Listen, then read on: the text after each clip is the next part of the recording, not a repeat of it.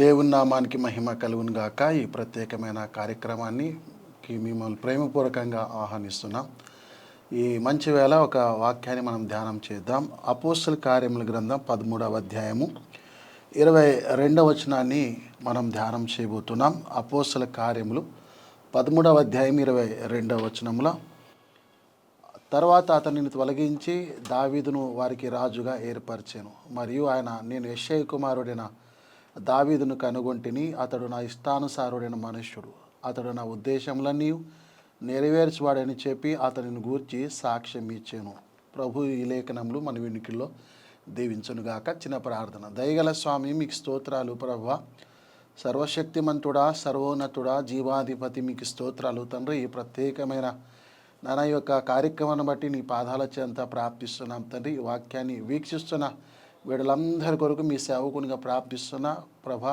ప్రతి బిడ్డ జీవితంలో మీరు కార్యము జరిగించమని ప్రార్థిస్తున్నాం. ఈ వాక్యములు ప్రభా బిడ్డలు నీ ఫలింపచేసి మీ నామానికి మహిమ తెచ్చుకోమని యేసు నామములు ప్రార్థిస్తున్నాము తండ్రి, ఆమేన్.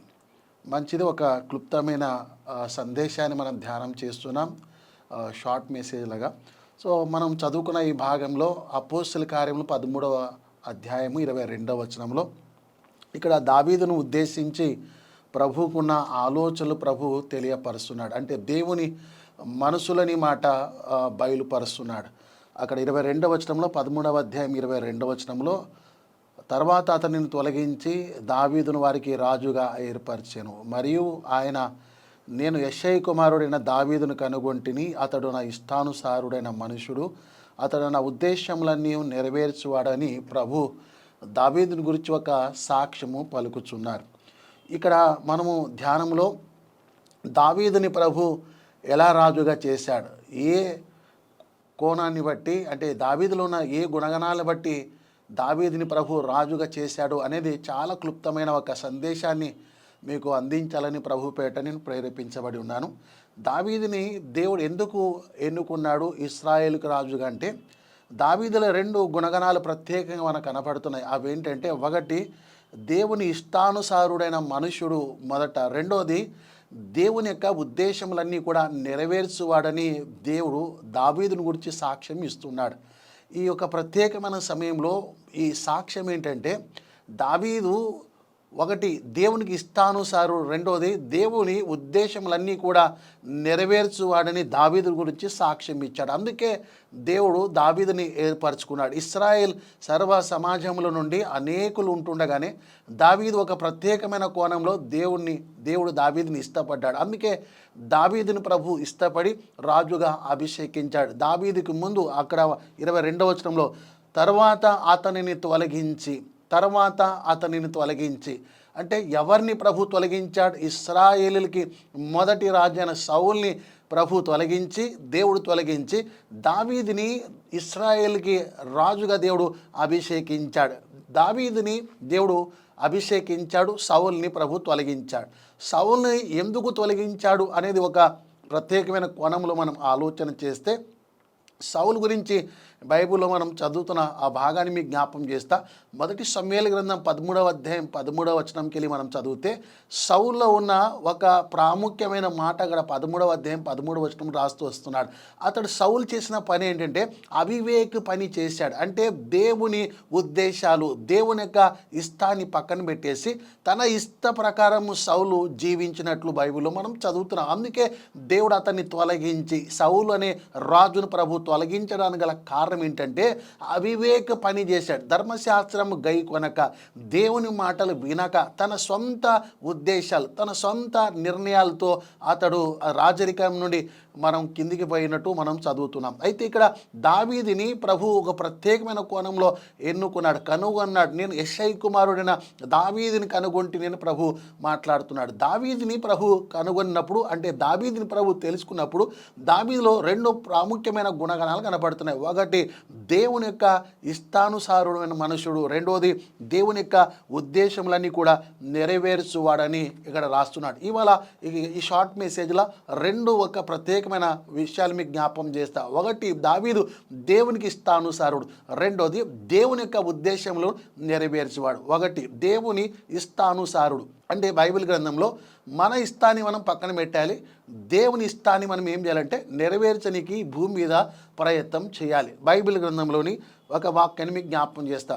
లూకాసు వార్త 16వ అధ్యాయంలోకి వెళ్ళి 16వ అధ్యాయం 19కి వెళ్ళి మనం చదివితే 19కి వెళ్ళి 25 వచనాల వరకు మనం చదివినప్పుడు మనకు ఒక విషయం అక్కడ జ్ఞాపకం చేస్తున్నాడు. ఒక ధనవంతుడు ఉండెను, అతడు ఉదారంగా బట్టలు ధరించుకొని ప్రతిదినం అతడు బహుగా సుఖపడేవాడని రాస్తూ వచ్చాడు. అతడు ఆ సుఖపడేటోడు అతడు ఏ ఒక్క రోజు కూడా దేవుని ఇష్టాన్ని నెరవేర్చలేదు. అక్కడే అతని దగ్గర ఒక దరిద్రుడైన లాజరు అనే ఒక కురుపులతో నిన్న ఒక వ్యక్తి ఉండేటోడు. అలా ఆ లాజరు చనిపోయాడు, ఈ ధనవంతుడు కూడా చనిపోయాడు. ఈ ధనవంతుడు చనిపోయిన తర్వాత ఇతన్ని పాతి పెట్టబడ్డారు. లాజర్ని మనం చదువుతాం, లాజర్ దేవదూతల చేత కొనిపోబడ్డాడనే విషయాన్ని మనం చదువుతాం. అయితే ఈ ధనవంతుడు పాతి పెట్టిన తర్వాత పాతాళంలోకి వెళ్ళిపోయాడు. లాజరు అబ్రహాం రొమ్మున ఆనుకోనికి పైకి వెళ్ళిపోయాడు. కొంతకాలం తర్వాత మీరు చూడండి, ఈ ధనవంతుడు కనులెత్తి చూడగా అబ్రహాం రొమ్మున ఉన్న లాజర్ను చూచి, తండ్రైన అబ్రహామా, నా యందు కనికరపడి లాజర్ నా యొద్దకు పంపమని అబ్రహాంకు ఒక విన్నపం చేస్తాడు.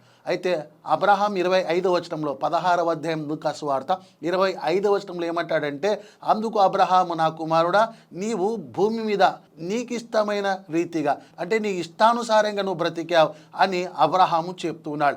అంటే భూమి మీద మన ఇష్టానుసారంగా మనం జీవిస్తే పరలోకానికి చేరుకోలేం. దావీదులో ఉన్న గుణం ఏంటంటే తన ఇష్టాన్ని పక్కన పెట్టేసి దేవుని ఇష్టం, దేవుని ఉద్దేశం, దేవుని సంకల్పం, ఆయన ఏదైతే ఆశిస్తున్నాడో ఆయన హృదయంలోని మాట దావీదు తెలుసుకున్నాడు. అందుకే దావీదు ఏమాడంటే దేవునికి ఇష్టానుసారుడుగా ఉన్నట్టు మనం చదువుతున్నాం. రెండవది, దావీదులో ఉన్న గుణం ఏంటంటే దేవుని ఉద్దేశంలో నెరవేర్చువాడు, దేవుని ఉద్దేశాన్ని నెరవేర్చువాడు. లూకాసు వార్తలో మనం చదువుతున్న భాగంలో అపోస్తలుల కార్యం 13వ అధ్యాయం 22వ వచనంలో రెండవ పాయింట్, దావీదులో ఉన్న గుణగణం ఏంటంటే దేవుని ఉద్దేశములను నెరవేర్చువాడు.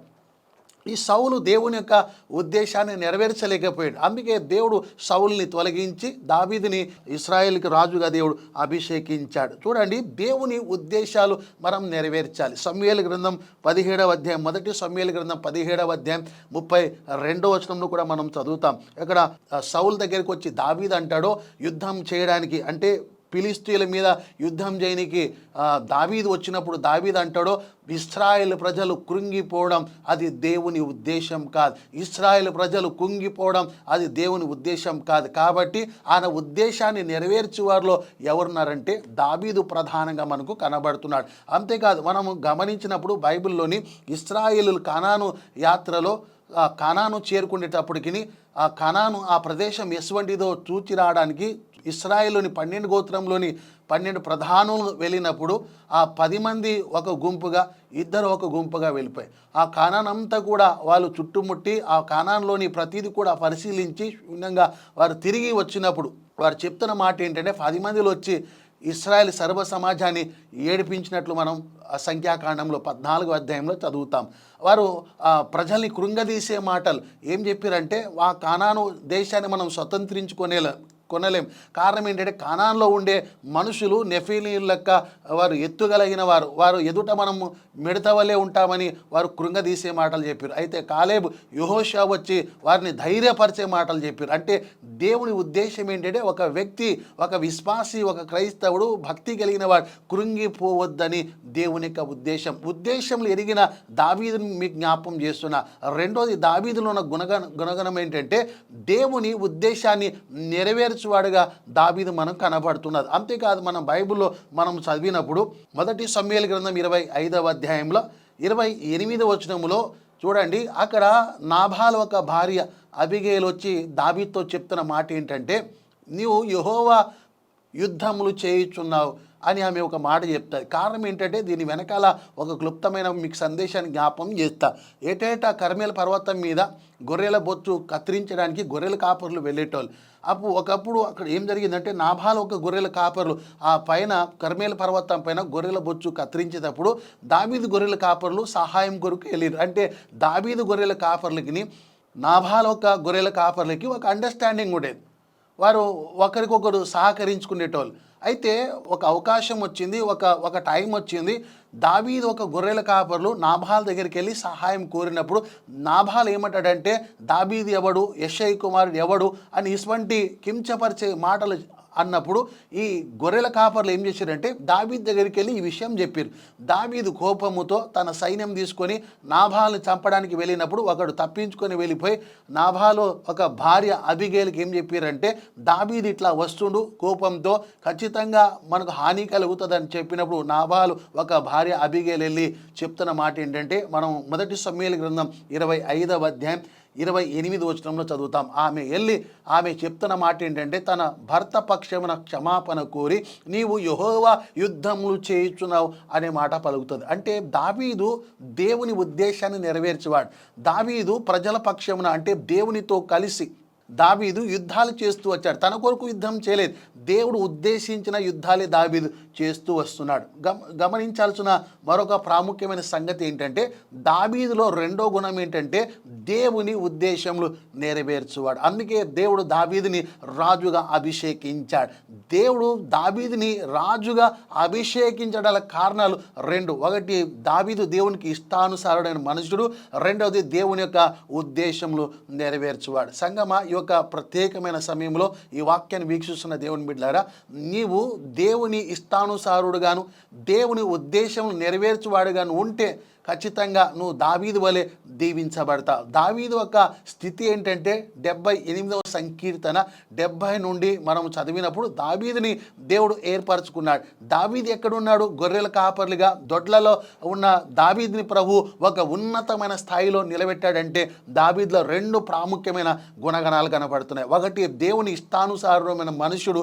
రెండోది, దేవుని యొక్క ఉద్దేశములు నెరవేర్చువాడు. ఈ రెండు గుణగణాలు మనం కలిగి ఉన్నప్పుడు మన ఆత్మీయ జీవితంలో, శారీరకమైన జీవితంలో ఒక ఉన్నతమైన స్థాయిలో ఉంటామని ప్రభు మనకు వాక్యం ద్వారా బయలుపరుస్తున్నారు. అటు కృప పరిశుద్ధాత్మ దేవుడు మీకు దయచేయును గాక. ప్రార్థన చేద్దాం.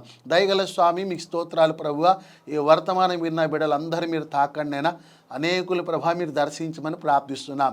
దావీదులోని ప్రభా గుణగణాలు రెండు ప్రాముఖ్యమైన సంగతులు మీరు బయలుపరిచారు. ఒకటి, దావీదు నీకు ఇష్టానుసారుడు. రెండోది, నీ ఉద్దేశం నెరవేర్చువాడు కాబట్టి గొర్రెల దొడ్ల నుండి దావీదును ఒక ఉన్నతమైన స్థాయిలో ఉంచారు ప్రభా. ఆటి కృప బిడ్డలందరికీ దయచేయి. నీ యొక్క ఉద్దేశములు ఎరిగి నీ కొరకు జీవించే ధన్యత దయచేయమని, వాక్యాన్ని వింటున్న బిడ్డలందరిలో గొప్ప ఆశీర్వాదం కలగచేయమని యేసు నామములో ప్రార్థిస్తున్నాం తండ్రి. ఆమేన్.